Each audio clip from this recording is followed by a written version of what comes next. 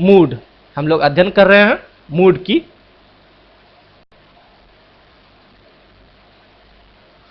जिस प्रकार मनुष्य के आचरण या व्यवहार देखकर हम पता कर सकते हैं कि वह किस मूड मानसिक स्थिति में है, उसी प्रकार किसी सेंटेंस में वर्ब के रूप देखकर हम मालूम करते हैं कि वह वर्ब किस मूड में है।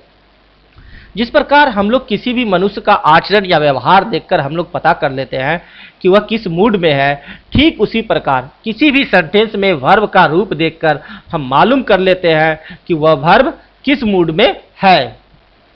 मूड 3 प्रकार का होता है। मूड जो है वह 3 प्रकार का होता है।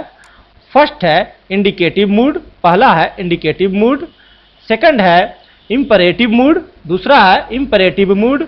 और थर्ड है सबजंक्टिव मूड, और तीसरा है सबजंक्टिव मूड। फर्स्ट इंडिकेटिव मूड, पहला देखते हैं इंडिकेटिव मूड को। जब किसी सेंटेंस को सीधा साधा ढंग से कहा जाए तो उसे इंडिकेटिव मूड में है कहा जाता है। यदि किसी भी सेंटेंस को नॉर्मली सीधे साधे ढंग से कह दिया जाए तो उसे इंडिकेटिव मूड में है कहा जाता है। Ram goes to school every day, स्वीकारात्मक। He is beaten by his father, स्वीकारात्मक। Ram goes to school every day, he is beaten by his father, ये दोनों के दोनों सेंटेंस जो हैं वो क्या है, इंडिकेटिव मूड में हैं। और ये क्या है, पॉजिटिव सेंटेंस हैं।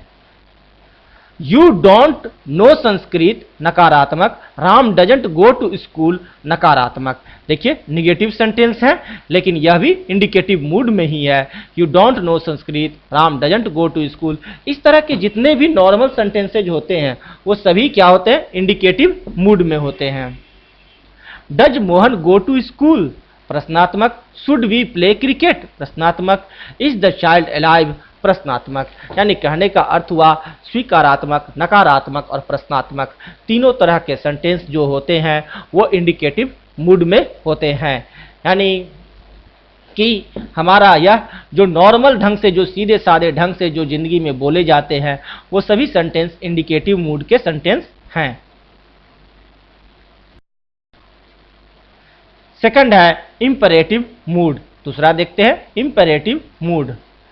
जिस सेंटेंस से ऑर्डर, आदेश, रिक्वेस्ट, अनुरोध, एडवाइस, सलाह का भाव व्यक्त हो उसे इंपरेटिव मूड में है कहा जाता है।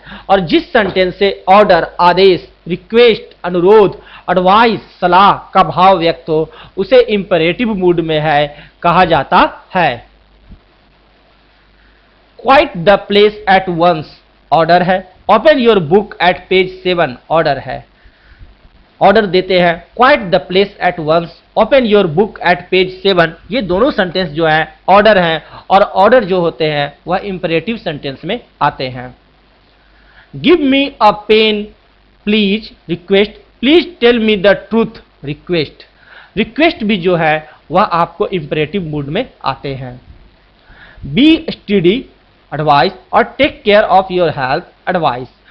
B study, take care of your health, ये दोनों एडवाइस हैं और ये क्या है, इंपरेटिव मूड के सेंटेंस हैं। इंपरेटिव मूड में सब्जेक्ट हमेशा पर्सन में रहता है। इंपरेटिव मूड में सब्जेक्ट जो है वह हमेशा ही पर्सन में रहता है।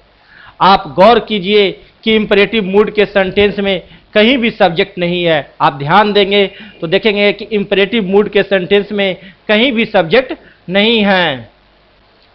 Quiet the place at once, order है। Open your book at page 7, order है। Give me a pen please, request है। आप देखिए quiet the place at once, open your book at page 7, give me a pen please. हर एक sentence verb से शुरू हुआ है और कहीं भी सब्जेक्ट दिखाई नहीं देता है क्योंकि सब्जेक्ट तो शुरू में होता है। तो बिना सब्जेक्ट का सेंटेंस कुछ अटपटा लग रहा है। हम जानते हैं कि बिना सब्जेक्ट का कोई सेंटेंस पूरा नहीं होता है, फिर ये सेंटेंस हुआ कैसे? हम लोग जान रहे हैं कि बिना सब्जेक्ट का कोई सेंटेंस पूरा नहीं होता है, फिर ये सेंटेंस कैसे हुआ? बात यह है कि इंपरेटिव सेंटेंस सेकंड पर्सन में होता है, अर्थात प्रत्येक सेंटेंस में सब्जेक्ट यू छुपा हुआ है। ध्यान देने की चीज है कि इंपरेटिव सेंटेंस जो है वह हमेशा सेकंड पर्सन में होता है। यानी कहने का अर्थ हुआ कि प्रत्येक सेंटेंस में सब्जेक्ट यू जो है वह छुपा हुआ है। कहने का अर्थ हुआ quit the place at once, इसे कह सकते हैं you quit the place at once. Open your book at page 7, इसे कह सकते हैं you open your book at page 7। Give me a pen please, इसे कह सकते हैं you give me a pen please. प्रत्येक सेंटेंस में यू जो है वह साइलेंट है।